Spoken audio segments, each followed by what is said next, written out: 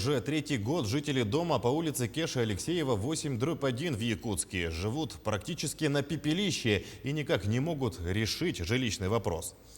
Дом признали аварийным, после непригодным для проживания. Было выиграно несколько судов, а ВОС и ныне там.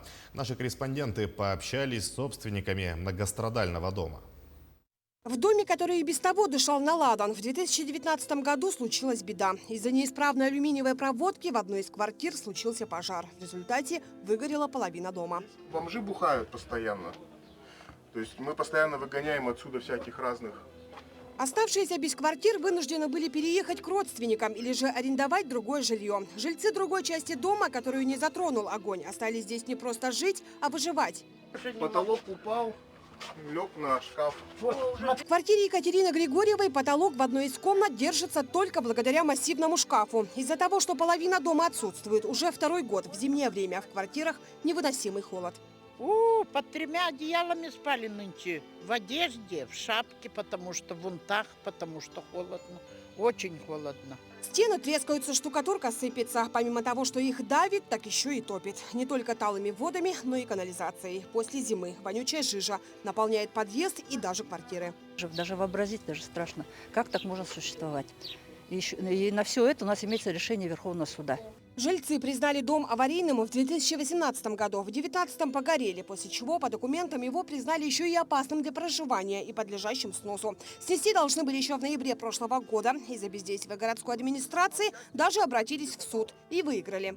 За 8 месяцев после того, как мы выиграли суд по поводу того, что дом должен быть снесен, мы пытались обращаться в разные органы. В ДЖО сказали, что денег на наш дом нет, есть более приоритетные проекты, которые необходимо решить, а ваш дом, он как бы даже в очередь не входит и в этом году под снос не идет. На днях специалисты Департамента жилищных отношений вручили жильцам требования о добровольном освобождении жилья в связи со сносом дома до конца этого месяца. При этом главным вопросом стало, куда переедут жильцы. И им будут предоставлены временное жилье из маневренного жилищного фонда по заявлению.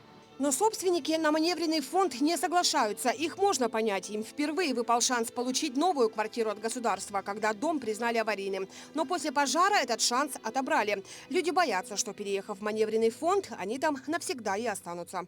К сожалению, включить их в действующую республиканскую адресную программу не представилось возможным. Могут войти в данную действующую программу только дома, признанные до 1 января 2017 года.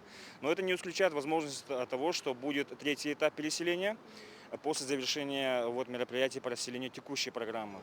Будет ли третий этап адресной программы, пока неизвестно. Но если даже будет, то только после 2025 года. Жильцы боятся, что дом не простоит, поэтому умоляют власти пойти им навстречу и выдать компенсацию, чтобы была возможность улучшить свои условия. Мы и дальше продолжаем следить за судьбой дома. Ульяна Шагина, Петр Васильев, Павел Пахомов, Якутск.